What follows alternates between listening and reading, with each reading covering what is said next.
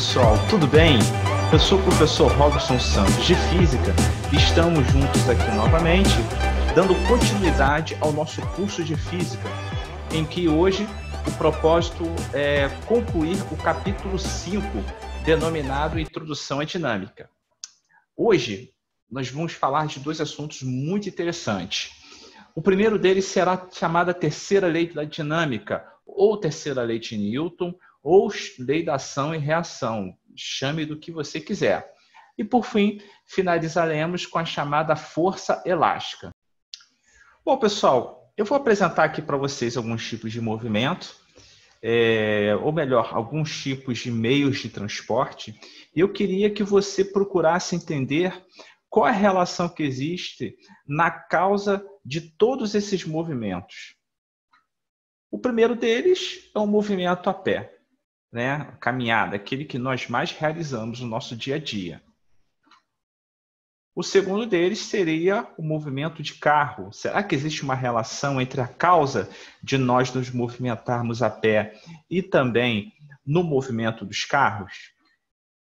Ou ainda, do movimento dos foguetes? E, por fim, no movimento de avião. O que eu quero que você tente dar a resposta é o seguinte: existe uma relação entre a causa de todos esses movimentos em todos esses meios de transporte? Eu vou te dar uma dica. No caso do movimento a pé, pessoal, a gente só consegue andar porque tentamos movimentar os nossos pés para trás. Isso, lógico, sem tirarmos o pé do chão. O que nós fazemos para andar é, a partir do momento que o nosso pé está conectado ao chão mediante o atrito, nós empurramos o nosso pé para trás. E por conta disso, nós conseguimos nos movimentar. No caso dos carros, eles só conseguem se movimentar se as rodas girarem. O foguete ele só consegue se movimentar a partir do momento que uma enorme quantidade de material aquecido sai pelos escapamentos dos motores. E no caso dos aviões, ele só consegue se movimentar quando as turbinas estão acionadas.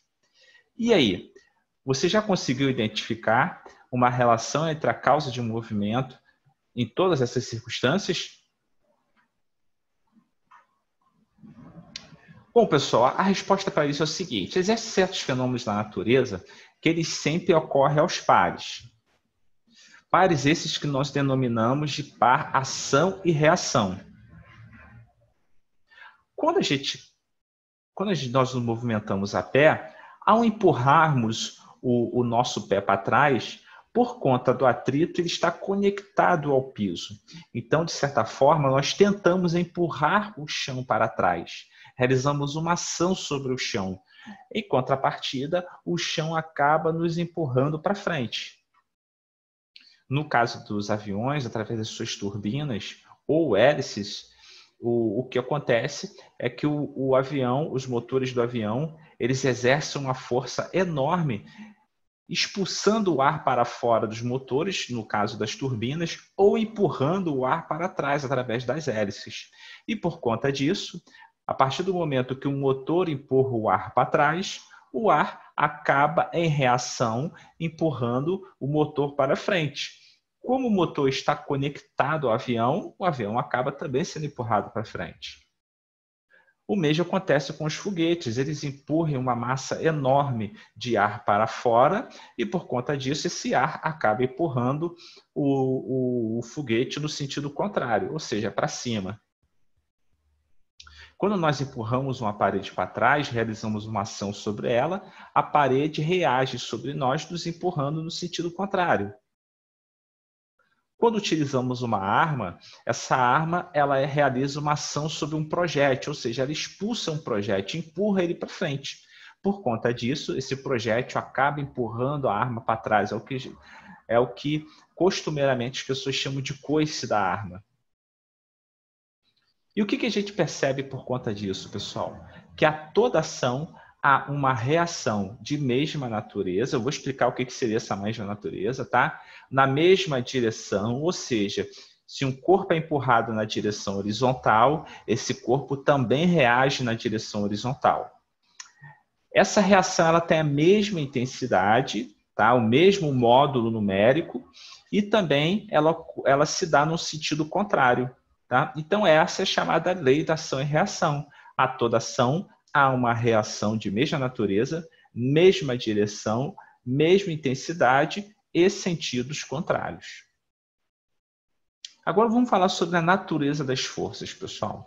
O que acontece? As forças elas possuem dois tipos de natureza, duas naturezas. Uma delas é a chamada força de contato.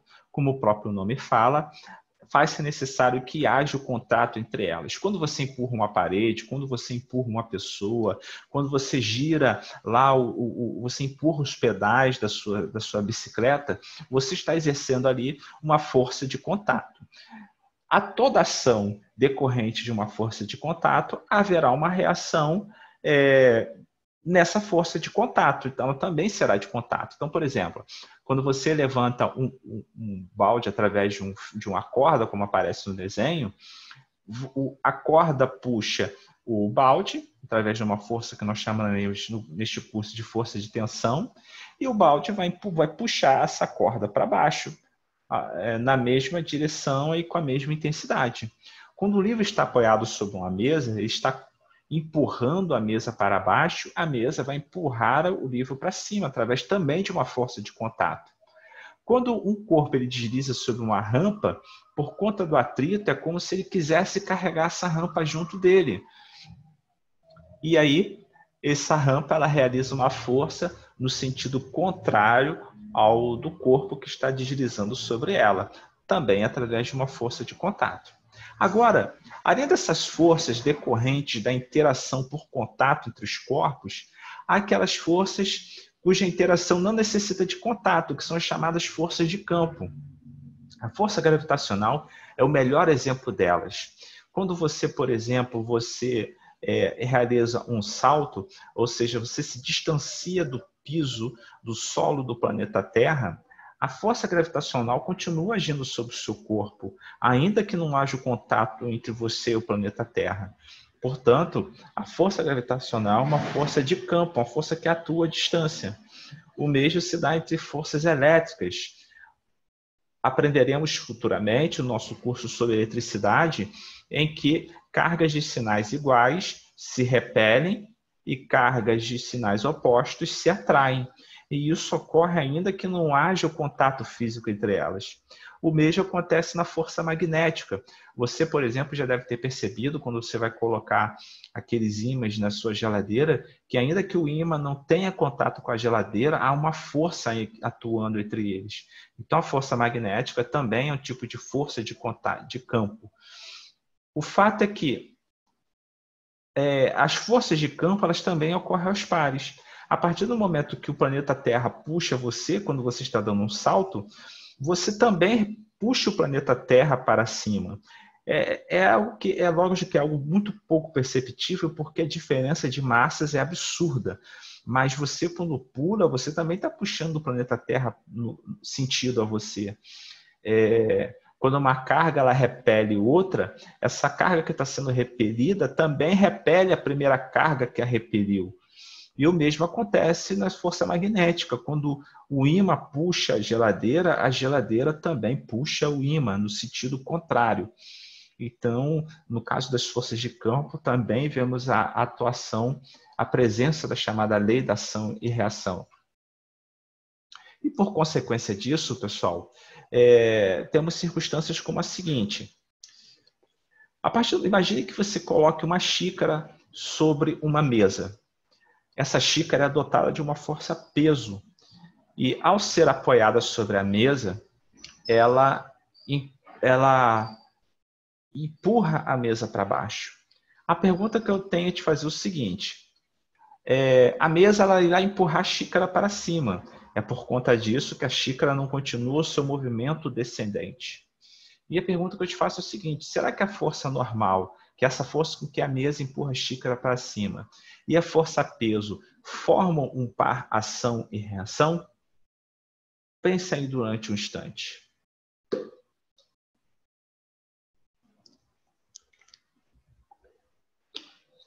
E aí, pessoal? Chegou a resposta? E a resposta é a seguinte: não, pessoal. Força-peso e força normal não formam para ação e reação. Por quê, gente? Porque essas forças elas atuam sempre no mesmo corpo. E uma das características principais da lei da ação e reação é que as forças sempre atuam em corpos distintos. Se a mesa empurra, se a xícara empurra a mesa para baixo através de uma força que nós chamamos de força de compressão, a mesa empurra a xícara para cima. Basta você efetuar uma troca de palavras. Veja, a xícara empurra a mesa para baixo e a mesa empurra a xícara para cima. Vamos voltar na imagem anterior? A corda puxa o balde para cima e o balde puxa a corda para baixo. O livro empurra a mesa para baixo e a mesa empurra o livro para cima, através da chamada força normal. O bloco empurra a rampa no sentido de movimento dele e a rampa empurra o bloco no sentido contrário ao de movimento dele. Nós, quando pulamos, somos atraídos pelo planeta Terra e a Terra é atraída por nós. A carga positiva empurra uma outra carga positiva para a direita e essa carga positiva que é empurrada para a direita empurra a primeira carga positiva para a esquerda. Dois ímãs que estejam com polaridades iguais e próximas entre si efetuarão entre si forças de repulsão, de forma que um ímã empurra o outro para baixo e esse ímã que é empurrado para baixo empurra o primeiro ímã para cima. Veja, o para-ação e reação sempre ocorre em corpos distintos, ok? Grave essa informação porque ela é imensamente explorada em concursos vestibulares e também em concursos de natureza militar.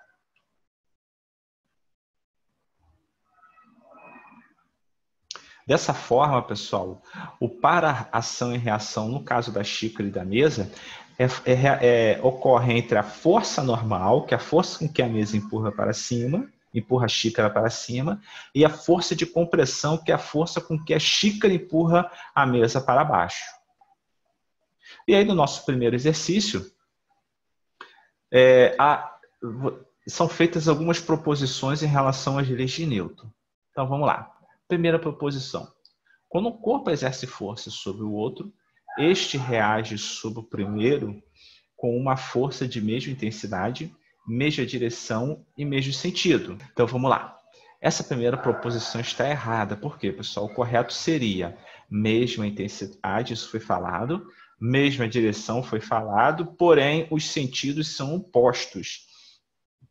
Se o primeiro corpo empurra o outro para a direita, o segundo corpo empurrará o primeiro para a esquerda, ou seja, no sentido oposto. Se um corpo é empurrado para baixo, esse corpo empurrado para baixo empurrará aquele que realizou uma ação para cima. A segunda proposição diz que a resultante das forças que atuam em um corpo de massa m é proporcional à aceleração que este corpo adquire. Sim, nós vimos na aula anterior que, de acordo com a segunda lei de Newton, segunda lei da dinâmica, a força resultante e a aceleração elas são diretamente proporcionais. Todo o corpo permanece em seu estado de repouso de movimento retilíneo uniforme, a mesmo que uma força resultante agindo sobre ele altere a sua velocidade. Correto. A própria proposição já se autoafirma. E a proposição 4 diz que a intensidade, a direção e o sentido da força resultante agindo em um corpo é igual à intensidade, à direção e ao sentido da aceleração que este corpo adquire. Errado, pessoal. De acordo com a segunda lei de Newton, em que é dito que o vetor força resultante é igual ao produto da massa vezes o vetor aceleração. Logo, a intensidade da aceleração vai depender da relação entre força dividida pela massa, ok? E o que a proposição diz? Que a intensidade, a direção, o sentido da força resultante agindo em um corpo é igual à intensidade, a direção e o sentido da aceleração que este corpo adquire. essa proposição ela está desconsiderando a importância da massa nesse processo. Veja, se eu tenho um corpo de massa pequena e sobre ele é realizada uma determinada força resultante, ele irá assumir uma aceleração x. Se por acaso esse corpo ele tiver uma massa muito superior à primeira, ao ser exercido sobre ele a mesma força resultante, a aceleração dele vai ser muito pequena. Tente imaginar você empurrar um carro ou empurrar um caminhão e realizar sobre estes a mesma força. Você vai ver que a aceleração do carro será muito maior do que a aceleração do caminhão. Então, a intensidade da aceleração ela não pode ser comparada única e exclusivamente à intensidade da força, ok? Porque vai depender da massa que estará envolvida no processo. Por conta disso, a resposta é letra D. O que a letra D nos diz? Vamos lá. Nos diz que somente as afirmativas 2 e 3 são verdadeiras. E é isso aí. Nessa questão 1, pessoal, nós recordamos um assunto dado na nossa aula anterior. Então, eu te peço que, caso você não tenha assistido a primeira aula sobre a introdução dinâmica, que é o nosso capítulo 5, você clique nesse card aqui acima e assista a nossa primeira aula. Depois disso, você retorne para a aula 2, que é essa que nós estamos tratando aqui no momento, ok? Então, vamos dar continuidade. No segundo exercício, um garoto está em pé sobre uma das mãos de um garoto. É correto afirmar que a reação à força que o pássaro exerce sobre a mão do garoto é a força que está presente em uma dessas alternativas. Então, vamos lá.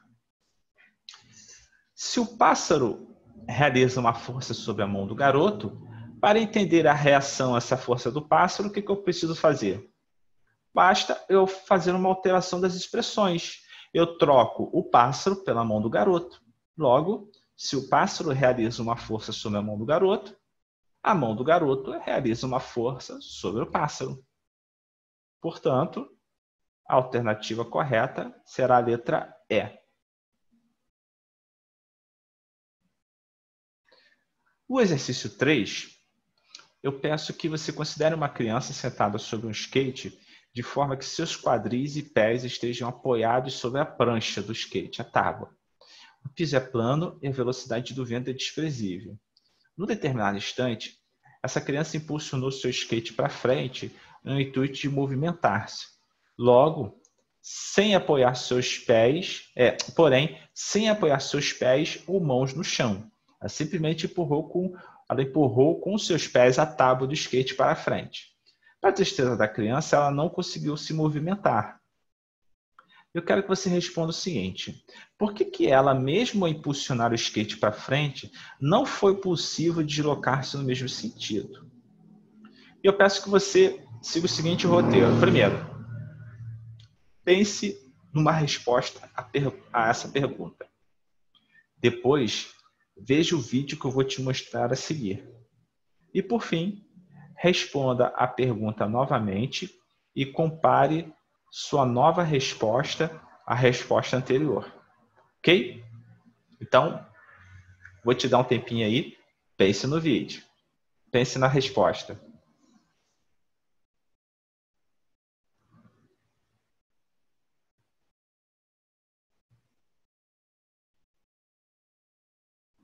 E aí? Conseguiu chegar a uma resposta?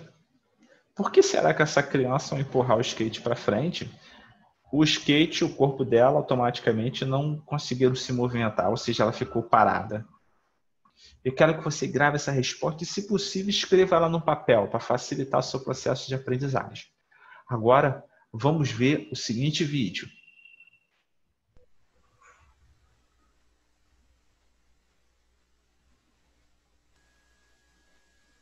This small cart has a motorized fan mounted on top. When we turn on the fan, the cart moves off to the side. If we put a sail on the cart and turn on the fan, which direction will the cart move?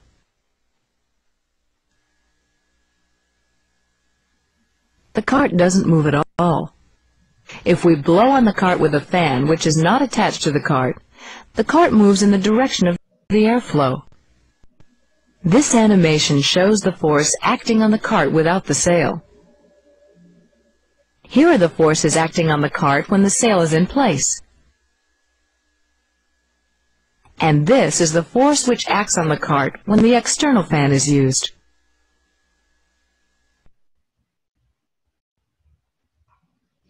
Então, pessoal, o que nós vimos na circunstância anterior? Vimos um carrinho que sobre ele há um ventilador. Ele funciona como se fosse um barco, um barco dotado de uma turbina, de uma hélice.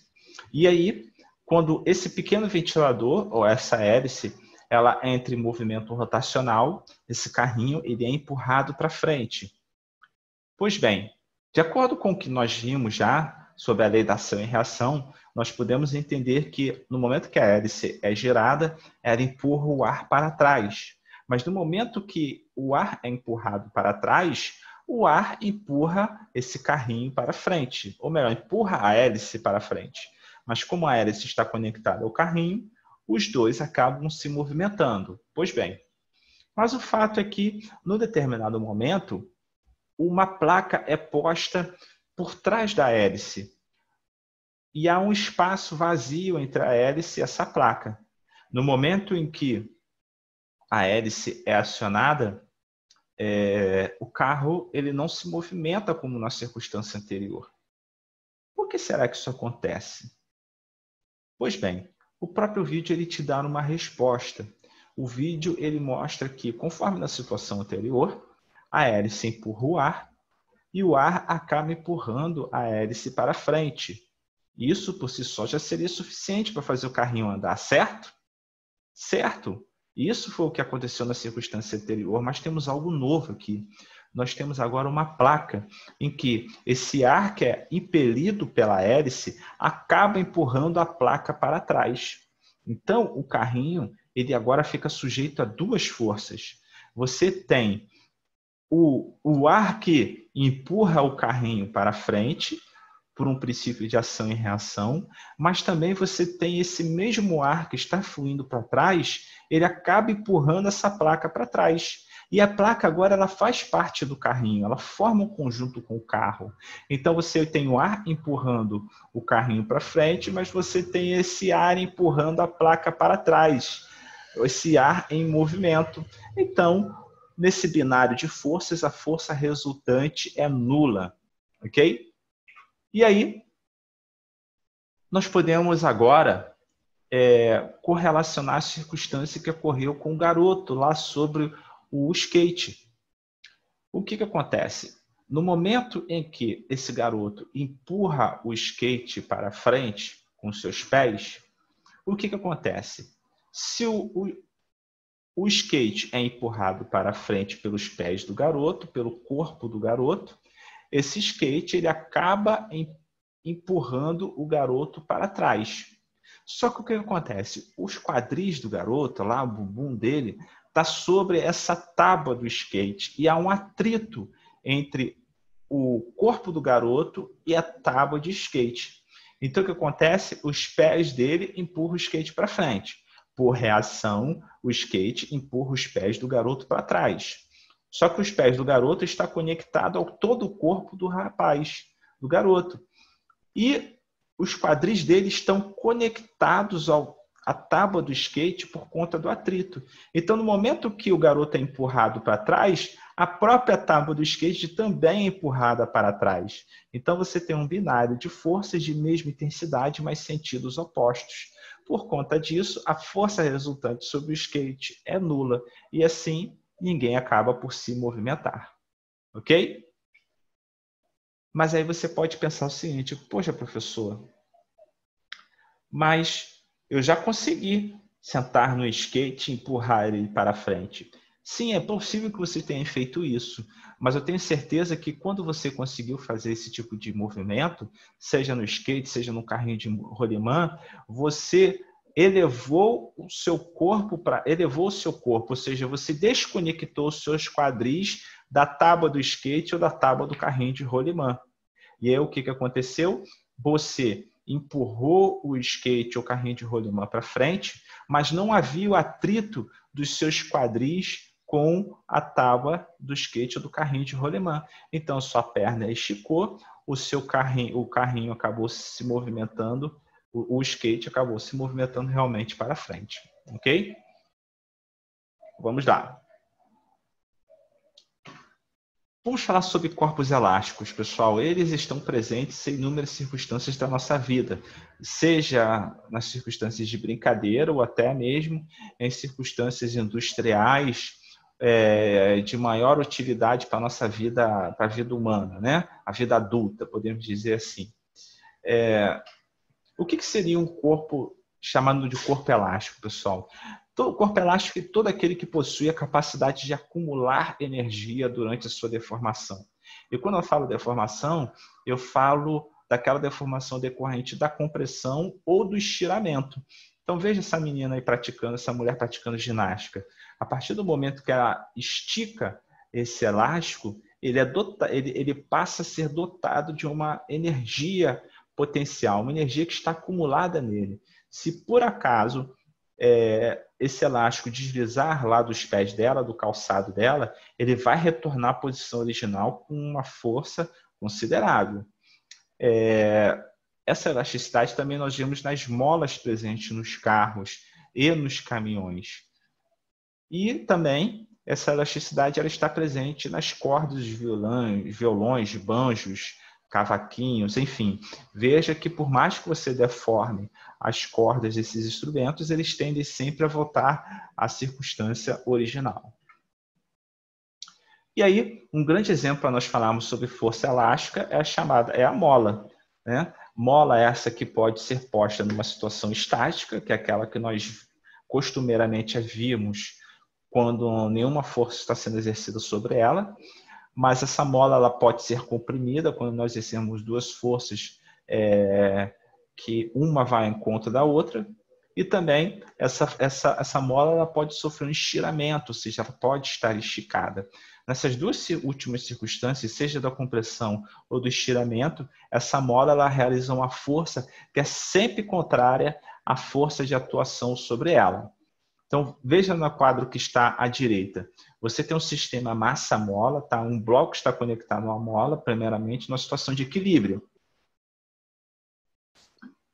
A partir do momento que você empurra esse bloco para a direita, para a esquerda, você comprime essa mola. E conforme essa mola vai sendo comprimida, essa mola exerce uma força no sentido contrário, ou seja, no intuito de voltar à sua condição de equilíbrio. E o mesmo acontece quando essa mola é alongada. Se você puxa esse corpo para a direita, a mola acaba exercendo uma força para a esquerda no intuito de voltar à sua condição de equilíbrio. Essa força, pessoal, ela será dependente de duas circunstâncias, a força elástica. Ela vai depender primeiro do quanto que essa mola está sendo deformada. Veja, quanto mais você comprime ou quanto mais você deforma, tá? E essa dimensão nós chamaremos de X, maior será a força elástica. E existe um elemento também, um elemento adimensional, que é chamado de... na verdade, ele não é adimensional, perdão. Chamado de constante elástica. Essa constante elástica, pessoal, ela está relacionada ao tipo de material envolvido, mas não somente ao tipo de material envolvido, mas também às próprias dimensões do material. Por exemplo, imagine que você tem uma mola feita de cobre muito estreito, de diâmetro muito pequeno do fio que compõe essa mola. Fica fácil você realizar um estiramento ou uma compressão nessa mola de cobre fino. Mas a partir do momento que você tem uma mola de cobre já mais robusto, promover o estiramento ou a compressão fica mais difícil. Você precisa fazer uma força maior para exercer o mesmo estiramento ou a mesma compressão. Então, quando você altera o diâmetro do fio que compõe essa mola, você está moldando a constante de mola. O mesmo acontece quando você tem materiais distintos, ainda que o diâmetro do fio seja o mesmo. Uma coisa é você promover estiramento numa mola cujo fio dela é feito de plástico, e outra coisa é você, por exemplo, realizar o estiramento, o mesmo estiramento numa mola cujo fio é composto por chumbo, por exemplo, né? Então, a força elástica ela vai depender da constante de mola e da deformação dessa mola que está sendo exercida. O produto desses dois fatores vai dar a chamada força elástica. Bom, quais são as características dessa força, pessoal? Como eu falei para vocês, ela é sempre contrária à força de atuação. Então, se você está realizando uma força que tende a comprimir essa força de mola será no sentido de estiramento, ou seja, para voltar à condição de equilíbrio. Se você, por acaso, realiza uma força sobre a mola para esticá-la, essa força de mola será no sentido contrário ao esticamento. Ela é diretamente proporcional à deformação da mola. Uma terceira característica é que molas diferentes reagem de forma diferente diante da mesma deformação. Tudo vai depender da sua constante de mola, que nós chamamos por letra K. E a quarta característica é que, após a mola ser deformada, caso ela seja liberada da sua deformação, ela vai desenvolver um movimento oscilatório, que é o chamado movimento de vai e vem. Então, vamos imaginar a seguinte circunstância. Eu tenho um sistema massa-mola e que eu vou tirar essa mola da condição de equilíbrio, ou seja, eu vou pegar esse bloco e vou movimentar ou no sentido de estiramento ou no sentido da compressão. Se eu promovo um estiramento nessa mola, eu realizo sobre essa mola uma deformação que nós chamamos de dimensão A, a partir do momento que eu solto esse bloco, essa mola esse sistema massa-mola vai se movimentar no sentido contrário, no caso aí para a esquerda. E aí ela vai chegar a uma situação de compressão máxima e depois disso ela irá movimentar-se de novo no sentido de alongamento. E assim você vai ter um movimento oscilatório constante. Na física nós chamamos isso de movimento harmônico. Caso essa mola seja uma mola ideal, esse sistema massa-mola seja ideal, ou seja, não haja atritos envolvidos no processo, a gente chama isso de movimento harmônico perfeito, movimento harmônico simples. Agora, a partir do momento que eu tenho forças de atrito envolvidas no processo, que é o que acontece na vida real, esse movimento ele tende ao fim, ele tende ao seu declínio. E aí nós chamamos isso de movimento harmônico amortecido. Vamos para um quarto exercício em que uma mola tem constante elástica de 10 newton por centímetro. Determine a força que deve ser aplicada para que a mola sofra uma deformação de 5 centímetros. Quais são os dados que a questão nos dá? A questão diz que a constante de mola K é de 10 newtons por centímetro e a sua deformação será de 5 centímetros. Portanto, utilizando aquela equação que eu já apresentei para vocês, a força elástica será K vezes X, ou seja, 10 vezes 5, que dará 50 newtons. E essa é a resposta. O exercício 5 nos apresenta uma mola de constante 30 newtons por centímetro e a questão pede para que você determine a força sofrida pela mola ao se aplicar nela uma força de 120 newtons. De novo, vamos ver os dados que a questão nos dá. São 30 newtons por centímetro de constante de mola, a força elástica de 120 newtons e a deformação é aquilo que nós queremos saber. Dessa forma, utilizando aquela equação, força elástica é igual a K vezes X, eu faço a substituição dos valores, força elástica será 120, 30 será a constante de mola. Ao efetuar a divisão de 120 por 30, eu terei 4 centímetros. Eu devo utilizar centímetros porque a constante de mola é de 30 newtons por centímetro, ok? E essa é a própria resposta. No exercício 6, eu terei uma mola de suspensão de carro que sofre uma deformação de 5 centímetros sob a ação de uma força de 2.000 newtons. Qual é a constante dessa mola? Mais uma vez, eu anoto os dados que a questão me dá, a constante de mola que eu quero saber, a força elástica de 2.000 newtons, e a deformação dessa mola é de 5 centímetros. Por conta disso, eu utilizo a equação força elástica igual a constante de mola vezes x, que é a sua deformação, substituo os valores, efetuo a divisão do 2.000 pelo 5 e chego ao valor de 400 newtons por centímetro. Essa é a constante elástica da mola e a resposta do exercício. E aí eu quero apresentar o seguinte sistema para vocês, para posteriormente te fazer uma pergunta, para que você tente respondê-la, e aí nós veremos um vídeo posteriormente. Vamos lá. Imagine que eu tenho uma mola presa no teto, por exemplo. E essa mola, ela, na sua condição de equilíbrio, ela vai possuir um comprimento que nós chamaremos de L0, ou seja, comprimento inicial. A partir do momento que eu associo um bloco a essa mola, ou seja, formo um sistema massa-mola, essa mola sofrerá um alongamento X e ela passará a ter uma nova condição de equilíbrio. Se por acaso eu pegar essa mola e agora alongá-la, ou seja, puxar esse corpo de massa M até uma condição x0, ou seja, promover um alongamento x0, e eu soltar essa mola, eu vou promover ali um movimento harmônico, em que a parte superior da massa irá se movimentar a partir de um deslocamento x0 da condição de equilíbrio do sistema massa-mola. Esse movimento será harmônico, um movimento de vai e vem, de subida e descida. Então, estão aí as informações que eu já dei para vocês. Letra B é o equilíbrio do sistema massa-mola, em que a força de mola ela vai ser igual à força-peso do bloco M.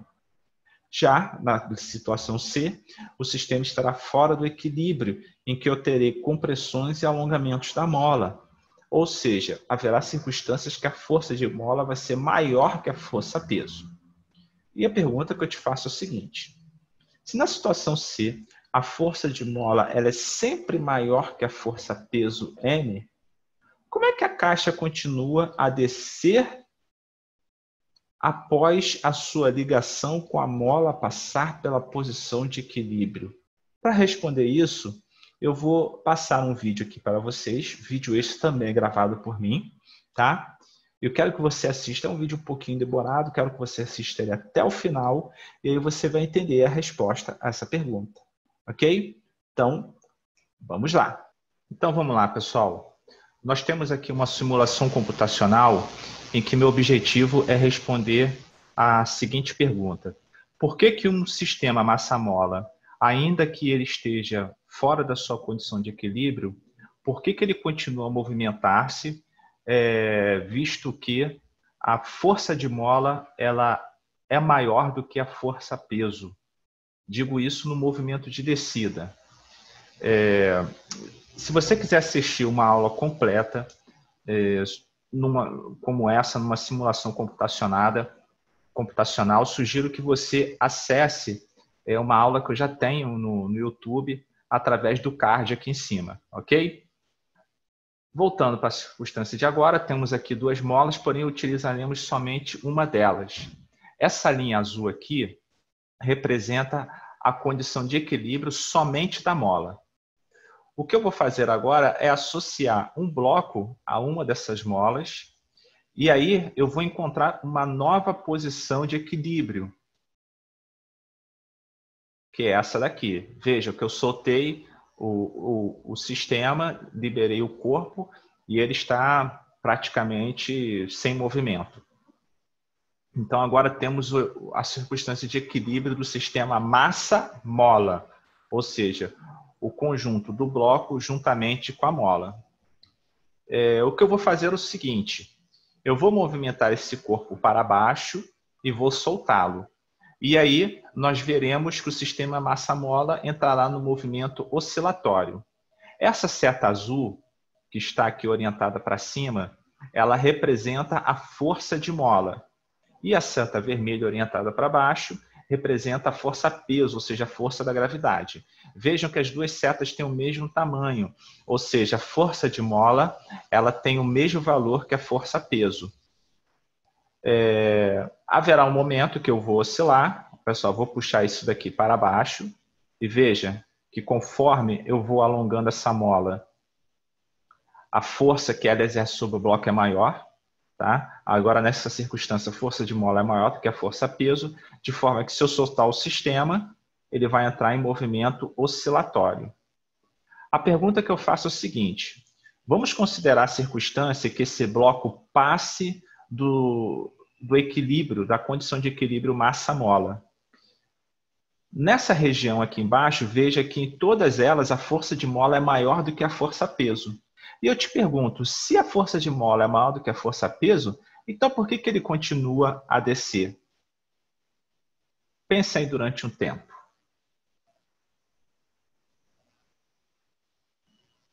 Bom, eu espero que você tenha encontrado a resposta.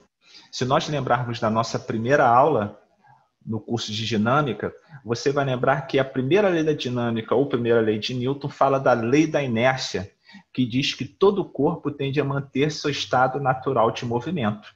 Então, quando o bloco ele passa da condição de equilíbrio do sistema massa-mola, realmente ele irá continuar a movimentar-se para baixo, porque ele já é dotado de uma velocidade para baixo.